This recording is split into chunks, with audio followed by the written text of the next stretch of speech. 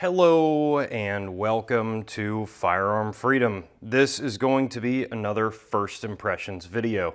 In today's First Impressions video, we are taking a look at my brand new to me Armalite AR-180. As always, I wanted to give a shout out to this video sponsor, which is, of course, Seal One. Seal One makes a wide variety of firearms, cleaning and maintenance supplies. They make everything from bow care products to Sub-Zero CLPs and everything in between. I'm more of a paste guy myself, but all of their products are bio-based and non-toxic. They smell great, smells kind of like a cool bubble gum, and it smells even better when your gun gets heated up and you can just smell the oozing Seal One dripping from the gun. And it is just, you know, I'm having fun with these ads because I love Seal One. They have been supporting me for years. Even before this partnership, that was my exclusive cleaning product for a very, very long time. So check them out on their website. They're actually now offering you guys a 25% off discount code. All you have to do is type in FF-25 at the discount code section at checkout. That's going to save you 25% off of your order. If you guys didn't already see my unboxing video on this AR-180, check that out. I'll try to throw it in a link up on the right-hand corner of the screen. This was a new in-box, unfired AR-180, and I was really battling with myself. Do I shoot this? Do I not? And you know, for me, guns are definitely an investment. I mean, I don't view them like an index fund that's going to gain 11% over the course of my lifetime. But even though they don't have compounding interest in all of these things, I view them as more of a hedge investment. And if you buy right, especially with pre-ban stuff or military surplus or these days AKs, it's not going to go down in value. It is absolutely not going to lose its value unless something crazy legislatively happens. But even as we see historically, usually grandfathered in items still only increase in value. So again, not going to go down. If anything, might go up a tiny bit, but it's going to be a great way to hold your money. But regardless, I viewed this as a great investment item, of course. And to me, I'm not going to turn this over in my lifetime, at least as long as I can possibly help it. So I really wasn't too concerned about not shooting it or shooting it. I'm going to shoot this thing, and that's exactly what I did. I am not going to beat it up or, you know, run it through rifle courses or anything like that and just put it through adverse wear more than usual. But I'm going to shoot it, I'm going to enjoy it, and I'm going to have some fun range days with it. And man, was this thing fun. It's kind of one of those situations where they had us in the first half, and that was not due to the rifle. There was nothing wrong with the rifle itself. It was 100% reliable. That was not the problem. The problem was these freaking magazines. Now, I only had this one magazine, and a little bit of an Easter egg.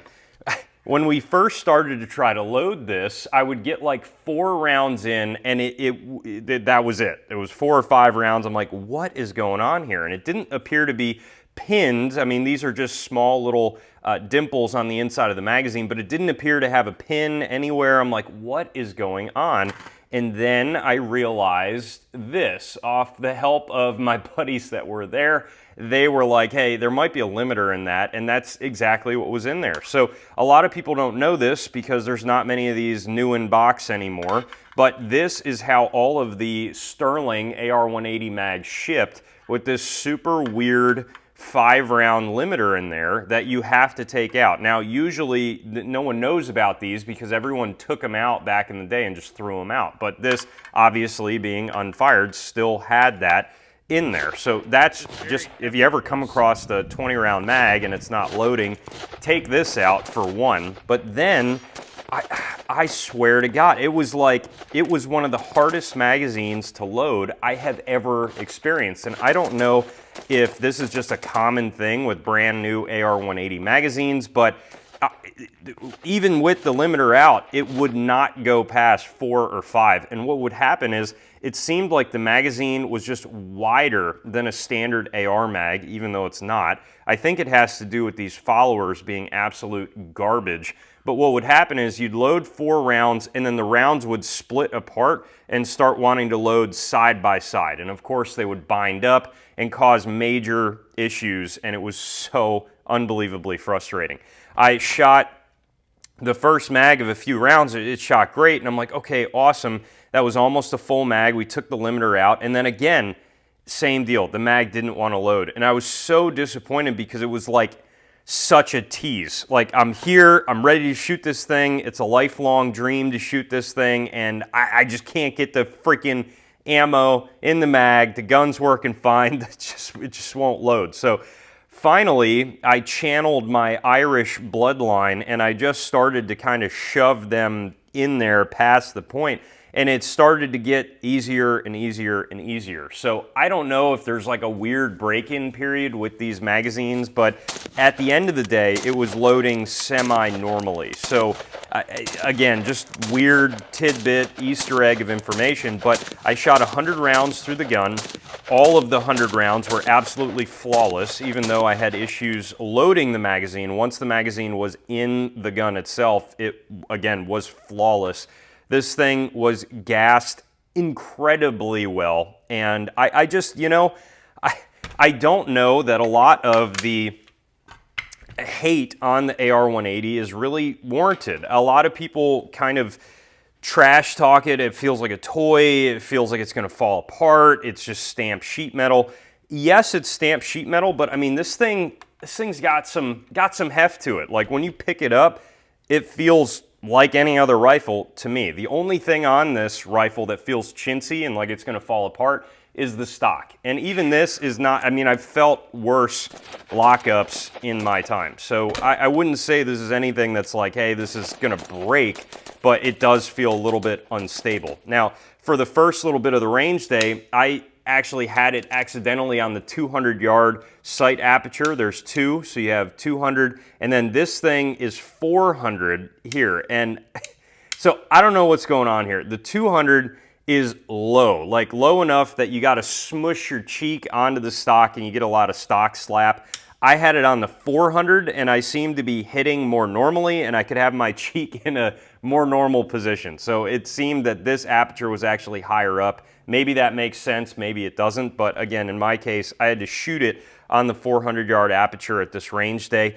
And the one thing that really took me by surprise was the trigger. So the hammer inside is just stamped sheet metal. It is literally just stamped sheet metal in there, and I wasn't expecting much because upon dry fire, you got really heavy wall and then just a break. It's single stage. And then the reset is really where it drives it home. So that doesn't seem like much, but at the range, this thing is lightning fast, dude. I don't know what was going on. I think it felt so tactile and short that it just, I don't know. It just, the stars aligned and it was running for me. It was absolutely incredible. Just such a cool experience. So I love this AR-180 primarily, of course, from its movie lore. I love seeing it as a kid in Terminator. That was like, I saw that and I'm like, oh my God, that's the coolest rifle I've ever seen. Just looked really awesome. And then also I have actually, my family and my wife's family have a lot of Irish heritage in our just bloodlines going back, and I just find it very fascinating, this rifle's history with the IRA and Ireland as a whole. So that to me was just a really, really interesting piece of history, and just the fact that there are songs and made about this rifle. It's just such an infamous rifle for so many reasons. You have more of a retro Bakelite style plastic up here, but this actually feels really good on the handguard. I didn't feel any immediate concerns with this, like breaking or cracking or heating up. This felt great. And the pistol grip actually also feels pretty good. It is a little bit skinny, but it just kind of meshes well. The only complaint that I've had so far is the stock. Now, the stock is side folding and you can shoot it while it's in its folded configuration. You have these two detents here. You're gonna push those detents in and you can see they just kind of slide on over, and that allows the stock to fold, and it just snaps into this detent on this side and stays in the locked configuration. This barrel originally I thought was a 1-in-7 twist, but it's like 1-73, so I'm not entirely sure what that is. Maybe that's just, maybe it was when it was made. I don't know. Other people could chime in the comment section about that. And this in particular is marked 223. However, the receiver is marked 556. So I'm not entirely sure. I would imagine, of course, that this is fine with 556, but just out of an abundance of caution, I used lower pressure 223 for today's video. Again, I don't think you have to do that, but that's just what I chose to do. Now, the muzzle device is kind of like a mix between a flash hider and a compensator. What you got going on here is 2 prongs on the top and 1 large prong on the bottom. So this is gonna kind of divert the blast upwards a little bit, and I had no issues at all keeping this thing on target. Worked great at the range. A short stroke piston-ish type of system here, and also a very unique charging handle. I found that this was awesome at the range. If you have a AR-180, obviously you're gonna see a lot of similarities there. But really, I was kind of loading this under with kind of an AK type of feel, and I found that the easiest thing to do was to leave the bolt locked to the rear and insert in the loaded magazine and rack the bolt to the side, and that's just what worked for me. You will notice here that there is no bolt release. There's a bolt hold open, no way to release that once it is in the hold open position other than slingshotting it, so it is what it is. In order to get the stock extended, you just simply grab and pull, and it's gonna lock into its position. That definitely, it feels a little wobbly when you do that. It doesn't feel super great, but that was my only complaint about the rifle itself. Everything else feels pretty freaking good. I love the simplicity of the design on the inside. I mean, this thing is just oozing 80s goodness in every aspect of it, which is excellent.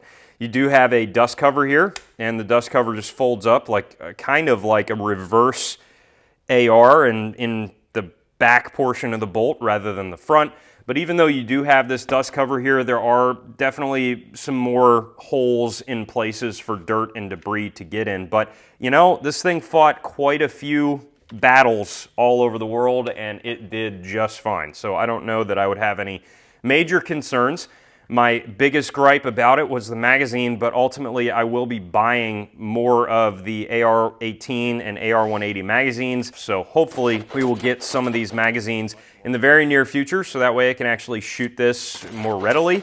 I'll be cleaning this thing up, super easy to field strip and maintain. Unfortunately, I can't do that in today's video. So this does have an ambi safety selector, and I know others were saying that the Howas go, I believe, full 360 degrees or full 180 or something like that. But in this case, with the Sterling, you just have your standard 90-degree throw. And this feels good. Detent's good, no issues there, no problems.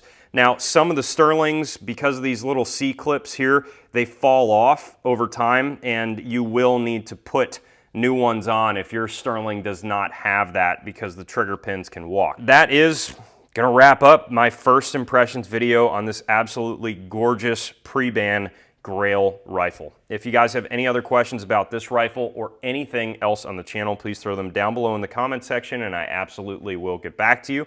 While you're down there, head up to the description for the ways to support the channel, and as always, stay tuned for more great videos coming soon.